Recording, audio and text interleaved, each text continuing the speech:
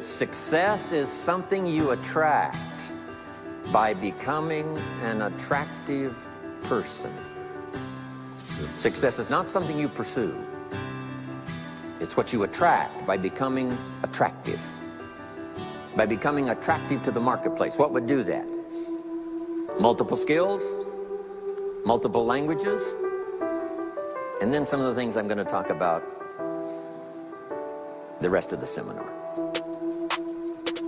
So, now what else would help you to be attractive to the marketplace besides more than one skill and more than one languages?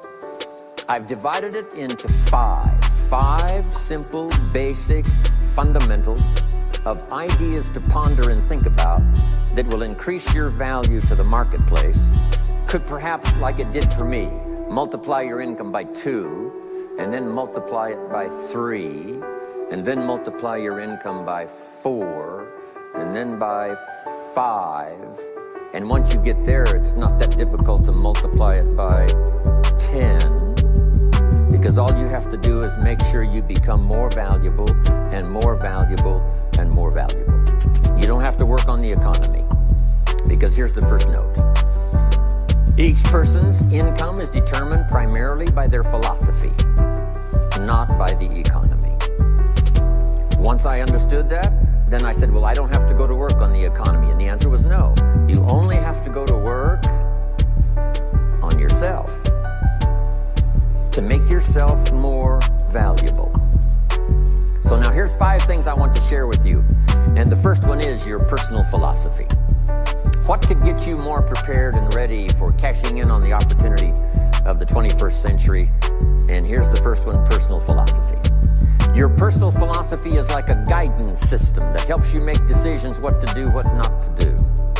From the information you get and what you learn and what you know, we decide. Maybe your philosophy would have been 5 years ago never to attend seminars like this. You just didn't go. Now 5 years later, here you are.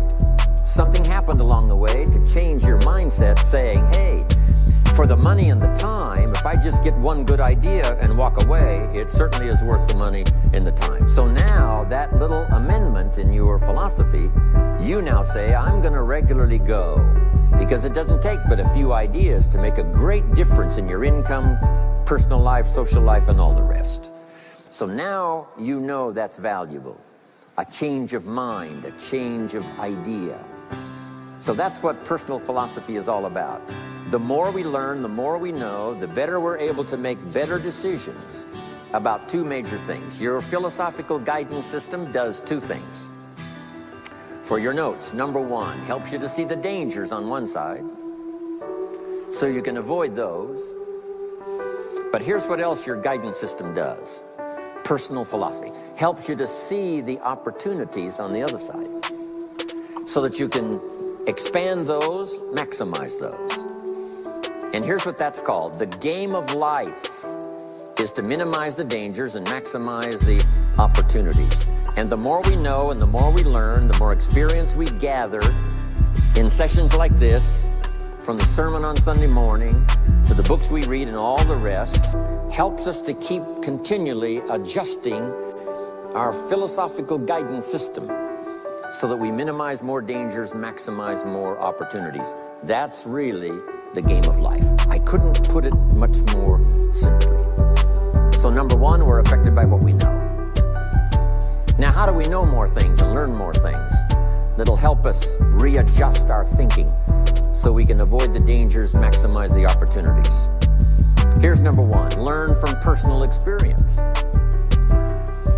One way to learn to do something right is what? First do it wrong, right? Mess up, and then you say, wow, that was costly. I'm never going to do that again. So one way to learn to do it right, first do it wrong. Sometimes a negative experience turns out finally to be positive. They say if you survive your first heart attack, you may now live to be a very old person. Why is that? Well, that first heart attack, if you survived it, is called a wake-up call. And maybe the doctor said, 1 more of these and you're history. And you said, wow. And you make it for the health food store. and you start reading every book you can find on good nutrition, how to avoid another one of these heart attacks, and you start jogging and start walking and doing all of the stuff, and this total change of lifestyle could now save your life and cause you to live to be a very old person. Here's what my mentor said, that's some of the best advice I ever got. He said, Mr. Rohn, if you will change, everything will change for you. If you'll start making personal changes, your income will change, your health will change, your future will change, everything will change, if you're willing to start making the changes. So sometimes a negative experience now causes us to really make a sudden shift in our philosophical guidance system that says, hey, I'm never going to let this happen to me again. Fantastic. Now here's the next way to learn, and that is to learn from other people's experiences, whether they are negative or positive. It's too bad failures don't give seminars like this. Wouldn't that be good information? Now, we don't want to pay them, so they don't lecture, but their information would be valuable. If you know a guy that's messed up his life for 40 years, you have to say, John, would you spend a day with me? And I will bring my notebook and take good notes. A good-looking guy like you, beautiful family, every reason to do well, threw it all away. Teach me how for the last 40 years you messed it all up. And he tells you, and you take good notes. Learning from the negative side of someone's experience. If somebody tells me these eggs are rotten, I'm not going to make an omelet and try it, right? I'm just going to take their advice and their know-how. So, learn number one from your own experiences, learn number two from other people's experiences. And my mentor taught me to always keep a journal. Here's what he said, don't trust your memory. If you want to live a dynamic life, multiplying your income, multiplying your future, be a good student. If a good idea comes your way, write it down, then ponder it, then perhaps go do it. Okay. Now, your philosophy comes from what you learn, comes from what you know, comes from other people's experiences. 3 ways now to learn from other people. Here's number one, learn from what you see. One of the great watchwords of these early years of the 21st century, pay attention. If you just watch, you can pick up clues. Success leaves clues.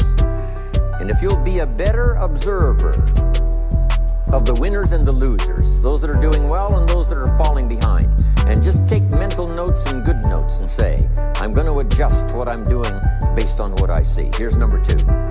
We learn so much from other people based on what we hear. Here's good advice on that. Be a selective listener. Listen to voices of value that have experience, ideas, reputation, something valuable to share. Now here's number three. Read all the books. Now there's millions of books, so you can't read all the books. But make this note.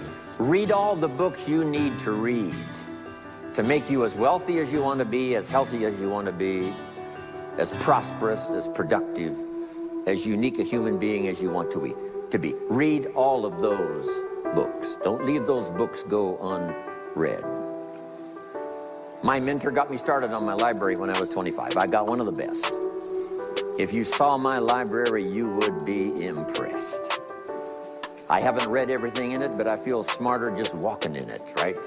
My library. I was smart enough to buy it all. Now I got to be smart enough to read it all. Now jot this down. When you do read, you have to sort through what you read and decide which is valuable to try. That's part of the process of learning. Gathering information and sorting through it. One, the information that would apply to you, and what you think would be valuable based on your current philosophical opinion. So read all the books. Our lives are greatly affected by what we learn and what we know. Now here's number two of these very basic 5 things I want to share with you. First, your personal philosophy. Here's number 2, your attitude. First, we're affected by what we know. When I talk to the kids in high school classes, college classes, that's the first thing I tell them. Get the information while you're here. Right? Nothing worse than being stupid when you get out of school. So get the information. Being broke is bad, but being stupid is what's really bad. And what's really, really bad is being broke and stupid. Nothing much worse than that, unless you're sick. Right? Sick, broke, and stupid. That's about as far as you can fall unless you're ugly, right? But surely that would be the ultimate, right? The ultimate negative life. Ugly, sick, broke, and stupid. So learn all you can. We're affected by what we know, so get the information. Don't be lazy in learning. Don't be lazy in going through the books, building your library, coming to classes like this consistently. Some of them will be so dramatic, your life will never be the same. Maybe this is one of those today. Next, we're affected by how we feel, attitude. This is the emotional part. We need the intellectual part to set sail. So as the winds blow, we can still get where we want to go. Redefine, keep strengthening our psychological and philosophical guidance system. But now we're also affected by the emotions. That's the power. And jot these notes down as I hurry along now. 4 things to consider on attitude and how you feel. Here's number 1. It's how you feel about the past. It's important to make the past useful. Past experience, even past losses, past failures, as well as successes. To review it and go back over it, see where you went wrong, correct that, invest that now in the future.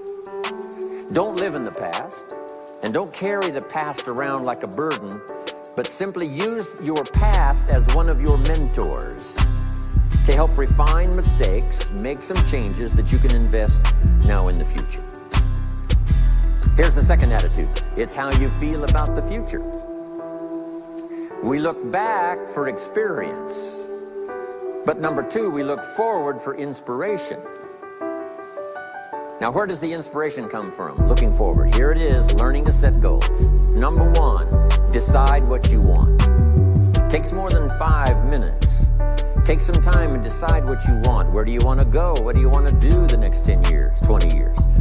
What would you like to become? How many skills would you like to learn? What are the books you want to read? How about the people you want to meet? The cities you want to visit? Experiences you'd like to have over this next period of time? Start thinking about all of that. Here's the next key. Write it all down. Building a life is like building a house. You wouldn't start building the house until you had it finished. Wouldn't you look foolish starting to build the house if it wasn't finished first? What if you were laying bricks and somebody came by and said, "What are you building here?" And you said, "I have no idea." See, they would take you away to a safe place. So building a life is a lot more important than building a house. And yet people treat it so carelessly and so casually about planning and making plans for what they want their life to work out to be.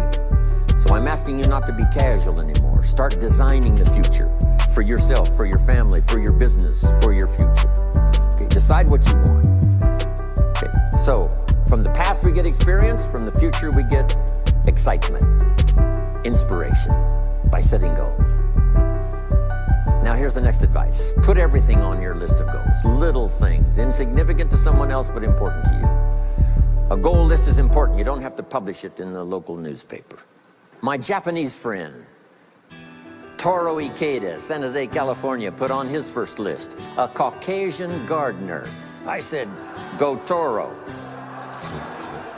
Back then everybody had a Japanese gardener. He said, no, I'm Japanese. I want a Caucasian gardener. I like that.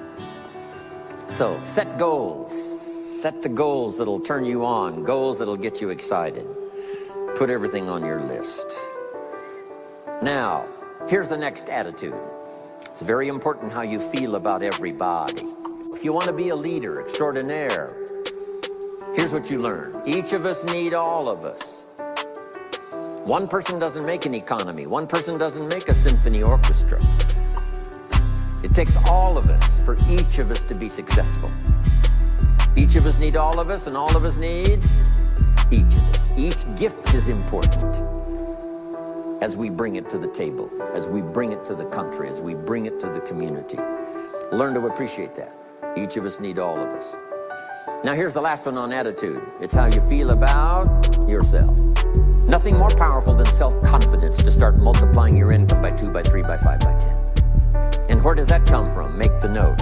It comes from self-esteem. Doing the things you know you should do, and at the end of the day, your self-esteem is soaring and high. You've met the people you said you'd meet. You made the calls you said you would make. You did the things that you required of yourself to do. And at the end of the day, you feel great about yourself. That is one of the greatest motivating factors for the future. Self-esteem, feeling good about yourself. Now let me give you the miracle piece of this formula. If you're ready, say I'm ready. Here it is. Number 3 is activity. We're affected by what we do. Now we've gotten to the formula of how to turn ideas into reality, how to turn imagination into substance. It's called number 3, activity. So add these notes to it now. Activity is the work. Activity is the labor. You might add labor pains. I'm short on personal experience here, but the mothers in the room would tell us that we know what that's all about. Labor pains. Why would an upcoming potential mother be willing to put herself through maybe a rather painful experience? She said, that's an easy answer. And it's for your notes. It produces new life. Why wouldn't she put herself to the labor? Now comes the miracle of new life. And whether it's new career life or new business life or new friendship life or new married life or new life of any kind, it has to come from the work. It comes from the labor. In fact, labor was so important. Here was the original formula for labor. If you have forgotten it, remind yourself. For your notes, 6 days of labor and what? 1 day of rest. Now, it's important not to get those numbers mixed up. Why is that? Here's why. Why not 5-2? I don't know, maybe 5 and 2 would be okay. If God would have thought of 5 and 2, he might have made it 5 and 2. But you can't think of everything when you're putting one of these together. But maybe one of the reasons for 6-1, jot this down now. If you rest too long, the weeds take the garden. Not to think so is naive. As soon as you've planted, the busy bugs and the noxious weeds are out to take it. So you can't linger too long in the rest mode. You've got to go back to work. 6 days of work, then rest and spirituality and friendship and change of pace. And then go back over the last 6 days. What did I do? What did I miss? Who did I miss? What happened? So that I can invest those corrections in the next 6 days of higher productivity. Have you got that now? 6 days of work, 1 day of rest. Don't get the numbers mixed up. Activity. Now, activity finishes the miracle. Good question for your notes. How did this convention center get here? Let me give you the steps. Number 1, somebody saw it while the property was vacant. You say, well, how could you see a convention center if it isn't here? It's the only way it will be here. And somebody has to see it so clearly they can draw a picture of it, saying, this is the convention center. You say, no, it isn't there. They say, yes, this is the convention center. The artist's rendering shows you a picture of what isn't there. That's the beginning of imagination. So to turn nothing into something, here's what you do. Imagine the possibilities. That's why we recommend testimonials for someone to say, hey, I started with pennies and I made a fortune. And when they finish, sometimes they say something like this. If I can do it, what? You can do it. And we start imagining the possibilities. Here's number 2. Have faith to believe that some of them are possible for you. And both imagination and faith are powerful forces. But we still don't have a hotel. We still don't have a house.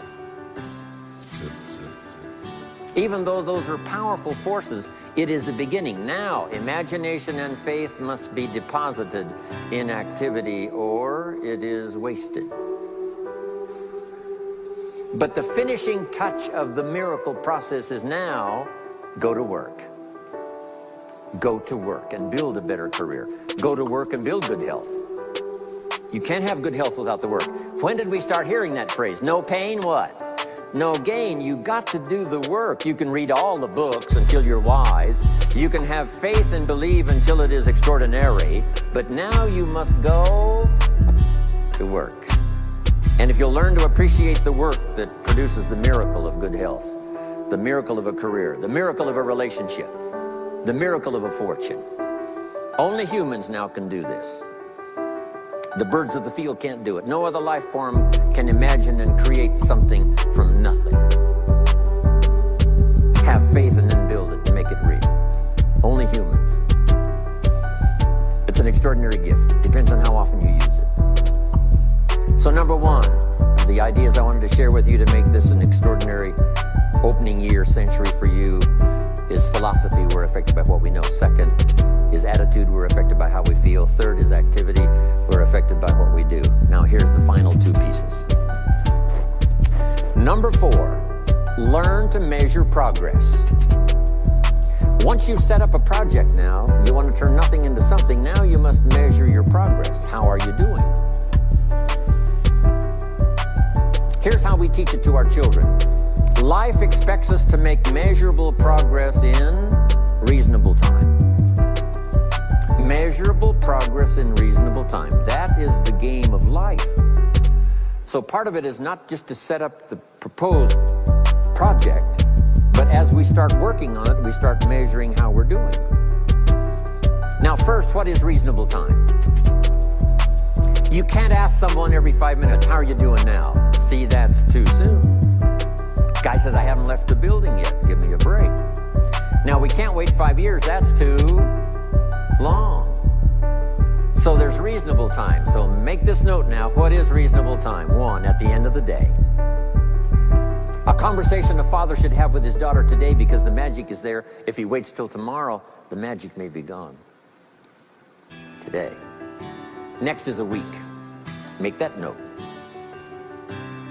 Usually, we get paid by the week. Somebody adds up our value to the marketplace, out comes the check. The next week, somebody adds up our value to the marketplace, out comes the check.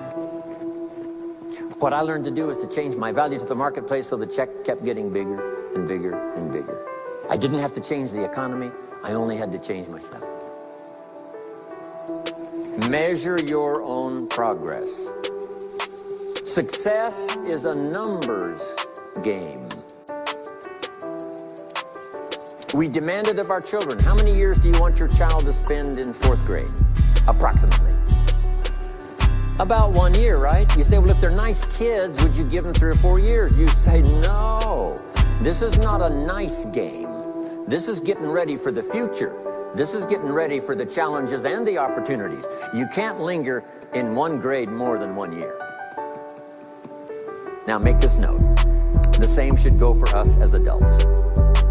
Don't linger more than 1 year in 1 grade of learning. Adult, management, entrepreneurship, leaderships of all kinds.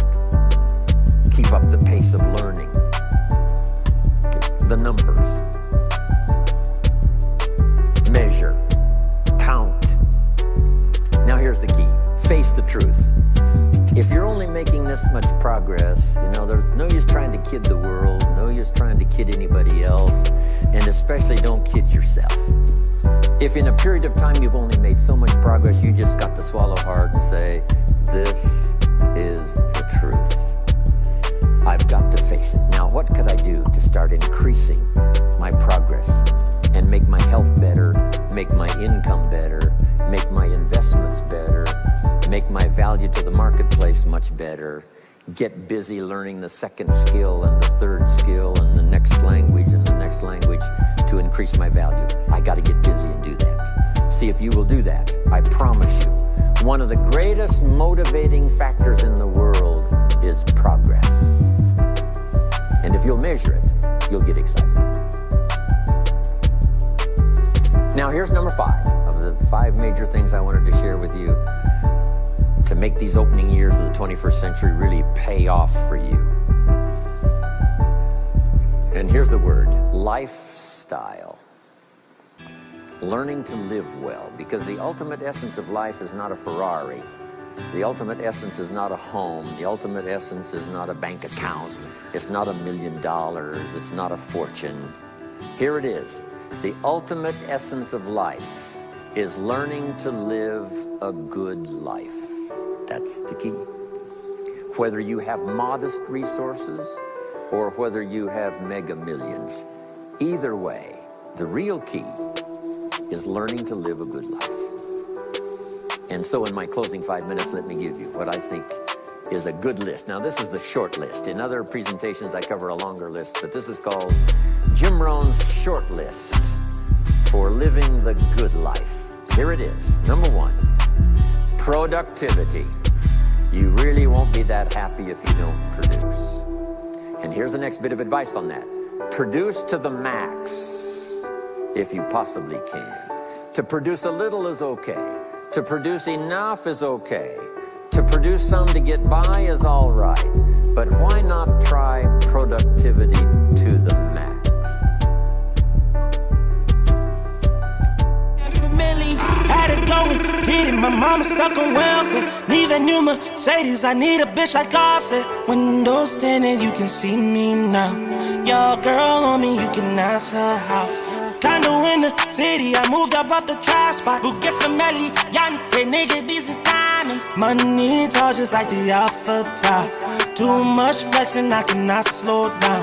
Trips to overseas, got bitches in Belize now. Want the folding Rams, playing around with keys now. Caramel complexion, that's some big old titties. Now that I won't plug them, niggas turning greedy. Had it going, get it, my mama stuck on welfare. Need a new Mercedes, I need a bitch like Offset. Windows tinted, you can see me now.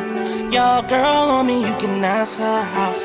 Condo in the city, I moved up off the trap spot. Who gets familiar? Yante, nigga, these is diamonds. Money tall just like the alpha top. Too much flexing, I cannot slow down. Adios to my hope, life that came with a struggle and kept it to myself and promised that a nigga always win. I know they hate and say they love me, but it's all pretend. Want my position check, not check, cause we can make amends. See me lit, see me flex from the concrete groove road. Feeling like I'm fighting demons, nigga, you can't have my soul. The darkest corners of the earth and I'll glow. The darkest corners of the earth and I'll glow. Had it going, get it, my mama stuck on welfare. Need a new Mercedes, I need a bitch like Offset. Windows tinted, you can see me now. Your girl on me, you can ask her house. Condo in the city, I moved up off the trap spot. Who gets familiar? Yante, nigga, these is diamonds. Money tall just like the alpha top. Too much flexing, I cannot slow down. Had it going, get it, my mama stuck on welfare. Need a new Mercedes, I need a